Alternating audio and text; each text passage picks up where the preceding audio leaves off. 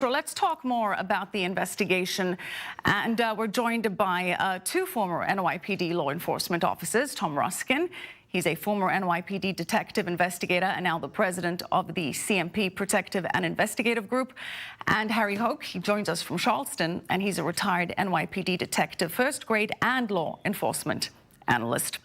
Harry, thanks for being with us. Let's start with you, and what is your initial reaction to this? Well, as you can see, we're not immune from anything like this happening here in our country. And what I'm really concerned about, or actually some good news here, is that the bomb did not go off. Now, apparently, it doesn't appear that there were detonators in the bomb, although I couldn't say.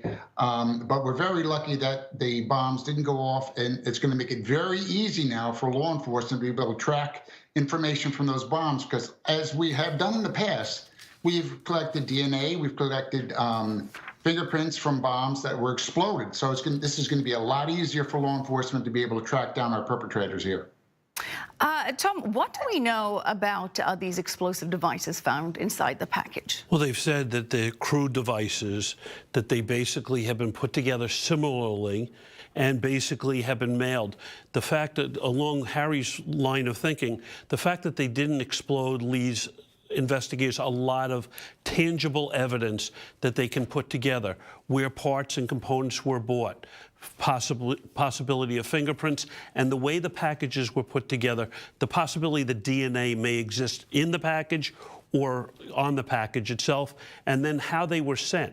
Most of them were sent through post office or United Parcel Service, that they can get videotape of the person dropping it off, and the one that was messengered over, you go to the messenger service and you find out who dropped it to you.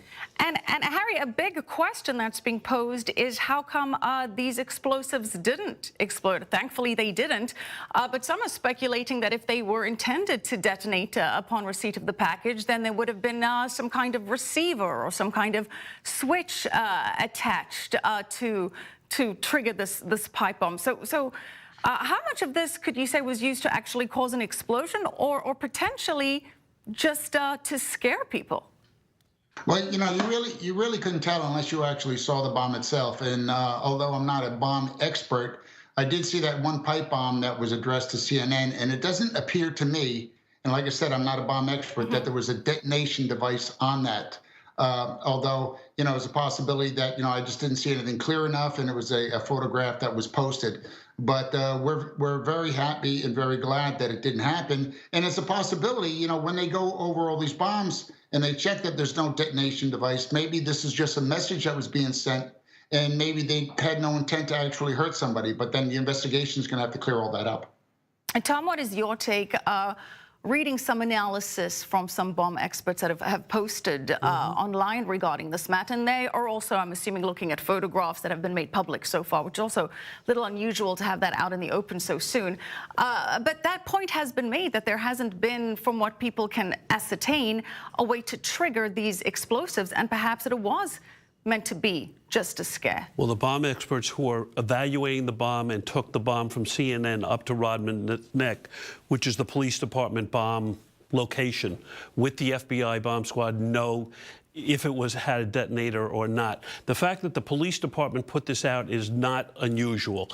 The fact of the matter is the police department wanted other facilities and other news organizations and other people who may be a target to know what the packaging looked like, to potentially target it if it came to their mailroom, to put it aside, call the police, and get the police to respond. In terms of the investigation, Harry, what happens next? Some are pointing to the fact that the label was printed or perhaps photocopied, and that could be a clue or a lead. Yeah, sure. Like Tom said, they're going to try and track those packages where they were mailed from. Now, apparently, as technology has changed, especially in printers, there is a way, if they identify a perpetrator and can find the printer, they may be able to microscopically look at some of those, the address there and the writing on that, and be able to tell any difference, and maybe able to see something that's consistent with the printer that they're looking at, and then be able to identify it and say, this was the printer where this label was printed on. So Tom, it's, very quickly, what's the next step here for investigators? Is possibly to track the person down. I think that they have enough leads now to potentially lead them to the person by the end of the week. They'll execute search warrants, and along Harry's mode of thinking, they'll execute the search warrants, they'll go in, they'll probably find additional components, find the printer that Harry alluded to, and potentially make an arrest that'll stand up in any court. All right, Tom, thank you so much. Tom Rusk and Harry Houck, thank you both for joining us tonight.